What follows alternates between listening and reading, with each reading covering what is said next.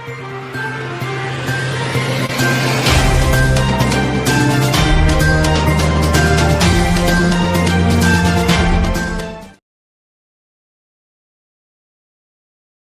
हमारा ये कॉन्स्टिट्यूशन पाकिस्तान 1973 जो हमारा लास्ट आइन बना 1973 का, उसकी जो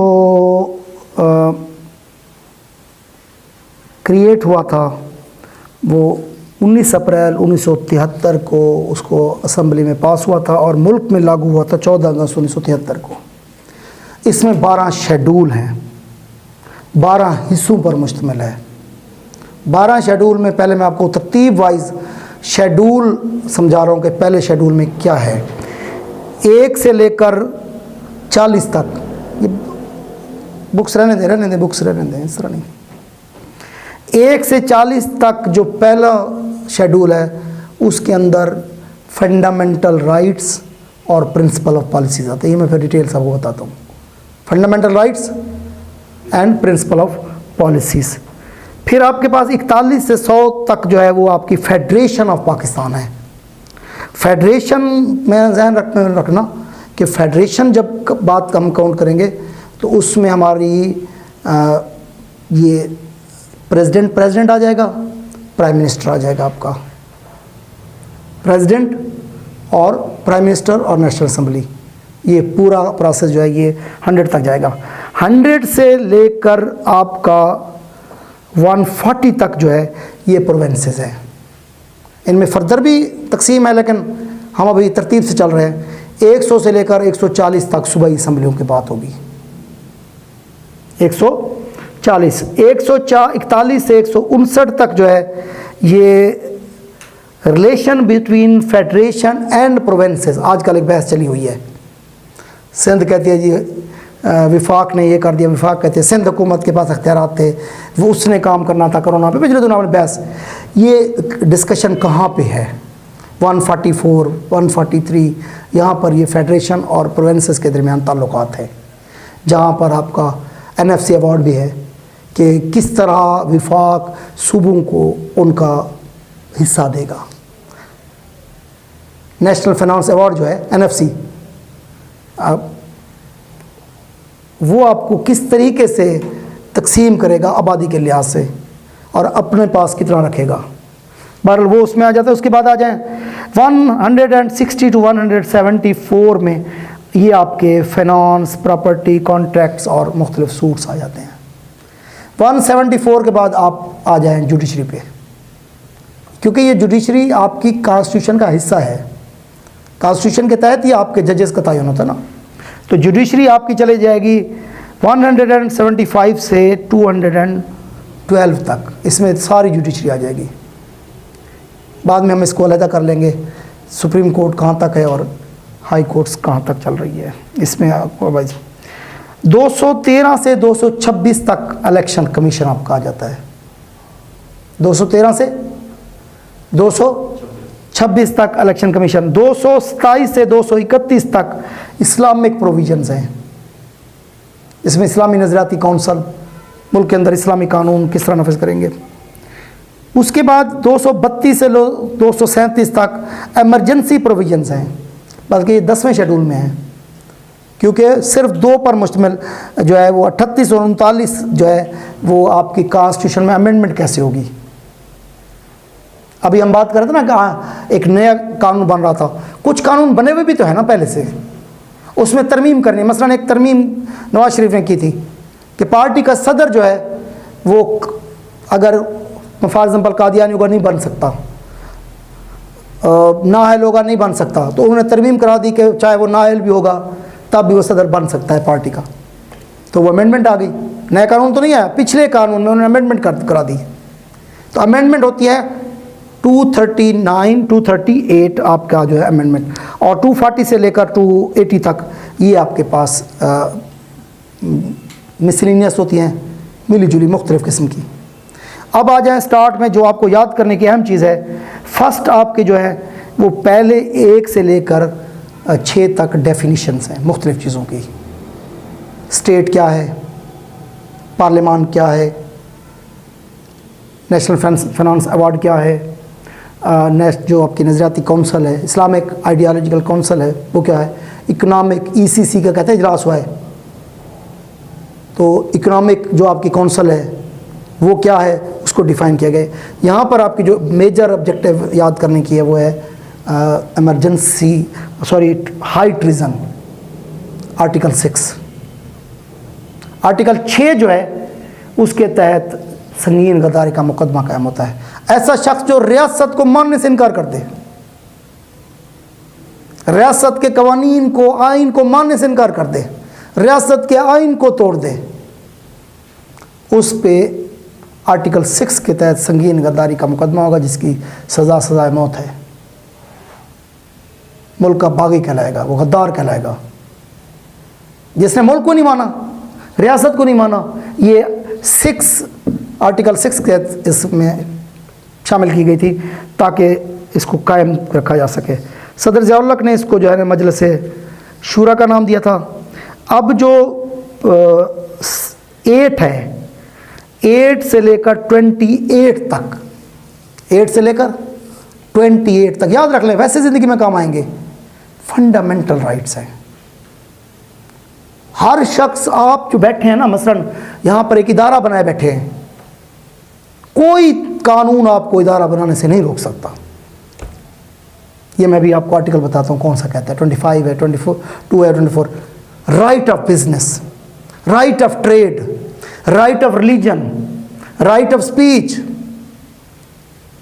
राइट ऑफ एजुकेशन, कोई शख्स आपको इन चीज़ों से नहीं रोक सकेगा। इसकी जो तरतीब है उसमें जो इम्पोर्टेंट है, मैं सिर्फ इम्पोर्टेंट आपको बता रहा हूँ कि इसमें जो पहले था वो रिपब्लिक एंड इट्स टेरिटरीज थी, जो फर्स्ट नंबर पे था। 7 पे जो है आपकी डेफिनेशंस हैं। 6 जो है हाई ट्रीजन है, इस्लाम टू बी स्टेट रिलीजन दूसरे नंबर पे था, और तीसरे नंबर पर ऑब्जेक्टिव रेजोल्यूशन हमेशा हमारे आइन का हिस्सा रहेगी, वो करारदाद मकासद की बात हमने की थी। और इसके बाद जब 8 पे आते हैं तो अब आपके पास मुख्तलिफ प्रोटेक्शन हासिल हैं। अब एक प्रोटेक्शन मैं आपको बता देता हूँ, वो बाद में हमारे काम आएगी। मसलन आर्टिकल है हमारे पास सिक्योरिटी ऑफ पर्सन, दिफा हमारा हक है, ये स्टेट ने हमें फराहम करना है। हम स्टेट को क्लेम कर सकते हैं कि हमें हिफाजत दी जाए। आर्टिकल 9 के तहत हर शख्स का हक है, अगर आपकी जान खतरे में है तो स्टेट आपको प्रोटेक्शन फराहम करेगी। यहाँ पर इम्पोर्टेंट जो है, इम्पोर्टेंट बता रहा हूँ, वो है 12 पे है प्रोटेक्शन अगेंस्ट रिट्रोस्पेक्टिव पनिशमेंट। कोई कानून मुल्क में नहीं था पहले और आपने कोई जुर्म किया है उसी दौर में, अब कानून बना है तो वो आपको सज़ा नहीं दे सकेगा। पहले के करदा जो रिट्रोस्पेक्टिव माजी की जो आपका कोई जुर्म है, कानून अब बना है उस पर, वो आपको सज़ा नहीं देगा। ये आपको आर्टिकल 12 दिफा देता है। आर्टिकल 13 आपको, जब हम चलेंगे उधर रेस जुडाइस की तरफ, जब हम पढ़ेंगे PPC, तो एक वक्त में आप डबल ट्रायल नहीं कर सकते, किसी शख्स को 2 सज़ाएं नहीं दिलवा सकते एक मुकदमे में, या एक ही केस है, एक ही आपकी ग्रीवेंसेस है, उस पे 2 मुकदमे नहीं चला सकते। ये आपको आर्टिकल आपको पता है, मशहूर है, आर्टिकल 19 फ्रीडम ऑफ स्पीच है। एजुकेशन आपको 25A याद रख लें, मैं देख रहा हूँ, मैं सब बता देता हूँ। 25A राइट टू एजुकेशन है। अच्छा जी, प्रॉपर्टी राइट्स हैं आपके, जो प्रॉपर्टी को वो 24 पे हैं, और राइट टू इंफॉर्मेशन और राइट टू स्पीच ये 19 के अंदर है। बिज़नेस जो है 18, राइट 18 पे आपका बिज़नेस आपको कर सकते हैं। ज़्यादा हम बाकी चीज़ों की तरफ ना जाएं, मेन आप समझ लें 13, आर्टिकल 13, आर्टिकल 9, आर्टिकल 25 और ये 6, ये इम्पॉर्टेंट है। प्रिंसिपल ऑफ पॉलिसीज़ हमारा चलता है 28 से लेकर 40 तक। इसके अंदर हमने ये कहना है कि हमने रियासत के असूलों के तहत चलानी है। ये आइन फंडामेंटल राइट्स में हम नहीं ला सकते थे। प्रिंसिपल ऑफ पॉलिसीज़ में रिश्वतस्तानी की, बदउनवानी की, इनको अकरबा परवरी की, ज़ख़ीरा अंदोज़ी को हमने जड़ों से उखाड़ना होगा, मुल्क के अंदर ये चीज़ें हम नहीं आने देंगे। कायदे आज़म ने अपनी पहली स्पीच में इन चीज़ों की वजाहत कर दी थी। ये हमारे प्रिंसिपल पॉलिसीज़ हैं कि जिसके तहत हम हुकूमत मुल्क अपना निज़ाम चलाएँगे। अब आ गया 41 पे आपके पास प्रेसिडेंट शुरू हो जाता है, मुल्क का सदर। ये बड़ी अहम चीज़ है, याद रख लें। सदर मुल्क का बनता है आपका आर्टिकल 41 के तहत, 40 के तहत। 41 के सदर बनता है, 41 के तहत, 42 के तहत वो ओथ लेता है, 42 के तहत वो ओथ लेता है। और 45 जो है सदर को मुख्तलिफ पावर्स देती हैं। किन किन चीज़ों को अपॉइंट कर सकता है? आर्मी चीफ का आपको बताया था, चीफ जस्टिस का बताया था, हत्ता के वज़ीर आज़म का भी ओथ वही लेता है। तो ये आर्टिकल जो है उसके पास आ जाते हैं। 49 पे यहाँ पे प्रेसिडेंट का खाता ख़त्म कर रहे हैं कि अगर प्रेसिडेंट की गैर मौजूदगी में जो सेनेट का चेयरमैन है वो एक्टिंग प्रेसिडेंट के तौर पर काम करेगा। किसका? सेनेट का चेयरमैन। सेनेट के चेयरमैन भी मौजूद नहीं है तो चीफ जस्टिस ऑफ पाकिस्तान करेगा। यहाँ पर एक क्लैश आया था कि प्रेसिडेंट ऑफ पाकिस्तान के लिए 1973 के तहन के तहत मुसलमान होना ज़रूरी है, और हमारा चीफ जस्टिस था भगवान दास। एक दफ़ा दोनों नहीं थे हमारे पास, प्रेसिडेंट भी नहीं था, वो भी नहीं था, और उसने बतौर प्रेसिडेंट पाकिस्तान काम किया। तो वो हमारा 73 के आइन के तहत थोड़ा सा क्लैश आ रहा था इस बात पे। आज तक इसको कोई ये नहीं, हम अपने आर्टिकल्स में तो लिखते रहते हैं बात। हमने उस वक्त आइन बनाते हुए ये नहीं सोचा था कि चीफ जस्टिस के लिए तो हमारी शर्त नहीं है मुसलमान होना, जबकि सदर की गैर मौजूदगी में वो भी बन सकता है कायम मकाम सदर। तो कैसे बनेगा? बहरहाल ये हमारा काम ख़त्म यहाँ से। अब आ जाती है आपकी मजलिस शूरा, ये पार्लियामेंट जो है, पार्लियामेंट जिसमें नेशनल असम्बली भी है। नेशनल असम्बली का कितना अरसा होगा? स्पीकर आप 59 याद रख लें, 59 के तहत आपका जो स्पीकर है, सॉरी सेनेट, स्पीकर नहीं, गलती होगी थोड़ी, मैं आपको स्पीकर क्लियर करा देता हूँ।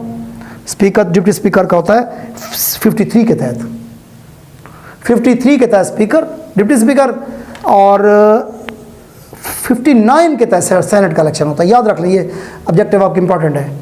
59 के तहत आपकी सेनेट का होगा। उसके बाद मजलिस शूरा के जो प्रोविजंस एज मेंबर्स हैं, क्वालिफ़िकेशन जो है ये पार्लियामेंट के मेंबरान की, ये आपकी चली जाती है 62 से लेकर 66 तक, और प्रोसीजर चलता है 67 से लेकर 69 तक। उसके बाद आप आ जाएं, ज़्यादा इम्पोर्टेंट आप आ जाएं 91 पे आपकी कैबिनेट है। Federal ministers and ministers of state जो है 92 के तहत बनते हैं। Prime minister continuing in office 94, ये एक इम्पॉर्टेंट है। 95 इम्पॉर्टेंट है, वोट ऑफ नो कॉन्फिडेंस। अगर आप समझते हैं इमरान खान की अब असम्बली के अंदर अक्सरियत नहीं रही तो वोट ऑफ नो कॉन्फिडेंस की जो मोशन आप लाएंगे वो आर्टिकल 95 के तहत लाएंगे।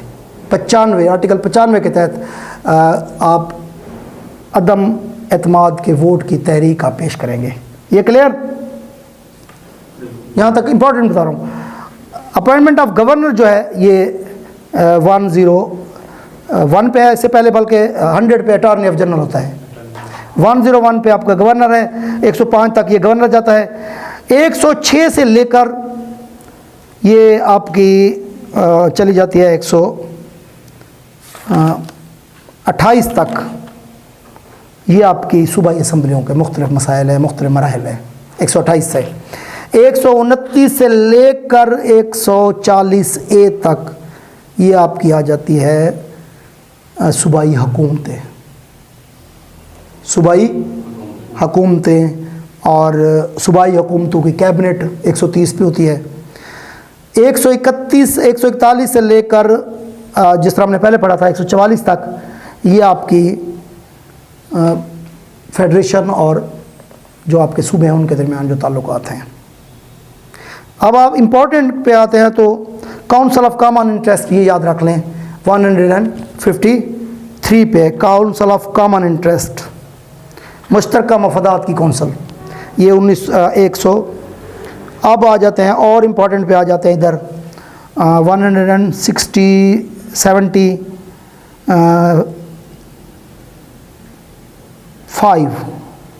175 है establishment and jurisdiction of courts. ये जो मैंने अभी बताई थी कि सिविल कोर्ट्स कहाँ तक जाएंगी, सेशन कोर्ट कहाँ तक जाएंगी, हाई कोर्ट की जुरिस्डिक्शन क्या होगी। एक जहन में रख लें कि 2 जुरिस्डिक्शन है, वैसे तो बेसिकली 3 जुरिस्डिक्शन होती हैं। जुरिस्डिक्शन आपको बता दूँ, हदबंदी कहते हैं इसकी। एक होती है इलाकाई हदबंदी, टेरिटोरियल जुरिस्डिक्शन। एक होती है मालियाती हदबंदी, कितने पैसों तक का केस सुन सकते हैं, उसको पिक्यूनरी जुरिस्डिक्शन कहते हैं। एक होती है इनकी पैदाइशी अख्तियारात, इनहेरेंट जुरिस्डिक्शन, वो इन सब की अलग अलग है। ये 3 जुरिस्डिक्शन होती हैं। इस पे 175 पे बात की गई है। अपॉइंटमेंट ऑफ जजेस of high court, supreme courts और फेडरल शरीयत कोर्ट्स की जो है 175A के तहत। 176 जो है कॉन्स्टिट्यूशन ऑफ सुप्रीम कोर्ट है। ये यहाँ से आप चलते जाएं 191 तक, ये सुप्रीम कोर्ट है। 176 से लेकर 191 तक ये आपकी सुप्रीम कोर्ट है। इसमें मैंने आपको बताया तो इम्पॉर्टेंट जो है 184 है, ये इसकी जो original jurisdiction of supreme court है। 184 इनहेरेंट या ओरिजिनल, बाकी ज़्यादा इम्पोर्टेंट नहीं है इसमें। एडवाइजरी जुरिस्डिक्शन जो है, हाँ इसमें ये बिल्कुल इंपॉर्टेंट है, पिछली दफा आई हुई थी। अपीलेट जुरिस्डिक्शन जो है वो 185 है। हाई कोर्ट से जब अपील की तरफ जाएंगे तो वो 185 और 186 पे एडवाइजरी जुरिस्डिक्शन है। एडवाइजरी जुरिस्डिक्शन ये है कि ये हाई कोर्ट को एडवाइज़ कर सकते हैं, ये करें ये करें। इसमें एक सोमोटो का था, वो मैं देखता हूँ इसमें अगर मिल जाता है कि इनकी एक इसी 184A या B इसी के अंदर C के अंदर शायद है या 3 है इसका 184 3 में शायद इसका सोमोटो का भी अख्तियार इनके पास हासिल है, वो आया हुआ था ऑब्जेक्टिव में।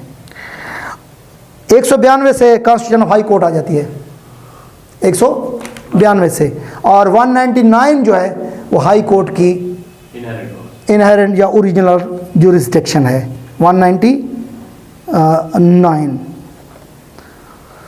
ट्रांसफ़र ऑफ हाई कोर्ट जजेस है 200 पे। 200 ये हमारा इंपॉर्टेंट नहीं है। अब असल चीज़ इस पे आ रहे हैं 203 फेडरल शरीयत कोर्ट 203C निशान लगा दिया है। फेडरल शरीयत कोर्ट विफाकी शरई अदालत जो है। और उसके बाद आ जाएं जी, इम्पोर्टेंट है 9 किधर गया, कंटेम्प्ट ऑफ कोर्ट याद रहेगा 204। Contempt of court 204। 209 अगर कोई मामला, हम तो बाकी लोगों के मामले कोर्ट में ले जाते हैं ना, कोर्ट के जजेस का मामला है तो सुप्रीम जुडिशियल काउंसिल के पास जाएगा। अब सुप्रीम जुडिशियल काउंसिल किस चीज़ पे कॉन्स्टिट्यूट करती है? चीफ जस्टिस ऑफ पाकिस्तान, उसके बाद 2 उसके नीचे सीनियर मोस्ट जजेस और 2 जो है हाई कोर्ट्स के चीफ जस्टिस, इस पर मुश्तमिल है। फिर मसला वही आ जाता है, चीफ जस्टिस के खिलाफ केस होगा तो वो कहाँ जाएगा? वो अपने आप को गो के अलग कर लेता है। तो ये सुप्रीम जुडिशियल काउंसिल जो है जजेस के केस सुनती है कि इन्होंने कहीं मिसकंडक्ट तो नहीं किया। ये 209 है, बड़ा इंपॉर्टेंट है ये 209 जो है वो जुडिशियल काउंसिल है जो। और चीफ इलेक्शन कमीशन जो है 213 पे, कितने पे? और इलेक्शन जो है 222 से लेकर 226 तक होते हैं। इलेक्शन 222 से 226 तक, 227 से 231 तक जो है वो आपके इस्लामी कवानीन है, provision related to holy Quran and Sunnah है। इस्लामिक काउंसिल एक 228 पे है जी, composition of Islamic council.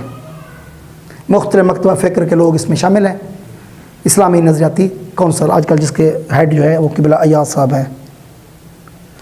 Function है इस्लामिक काउंसिल के। 232 से लेकर 237 तक ये एमरजेंसी प्रोविजंस हैं। सदर किन मौक़ों पे एमरजेंसी लगा सकता है, एमरजेंसी डिक्लेयर कर सकता है, सूबों में एमरजेंसी लगा सकता है, पूरे मुल्क में एमरजेंसी लगा सकता है, हत्ता के जो वॉर की कॉल है वो भी दे सकता है। तो ये इनके तहत 38 और 39 में जो है आपकी अमेंडमेंट्स हैं कॉन्स्टिट्यूशन बिल, मुख्तलिफ उसके जो है वो अमेंडमेंट जो है ना वो आप ला सकते हैं। उसके बाद 240 से लेकर 280 तक मिसलिनियस है, मुख्तलिफ किस्म की मिली जुली जो शिक्के हैं। ये है पाकिस्तान का जो कॉन्स्टिट्यूशन की इम्पोर्टेंट आस्पेक्ट्स है। है।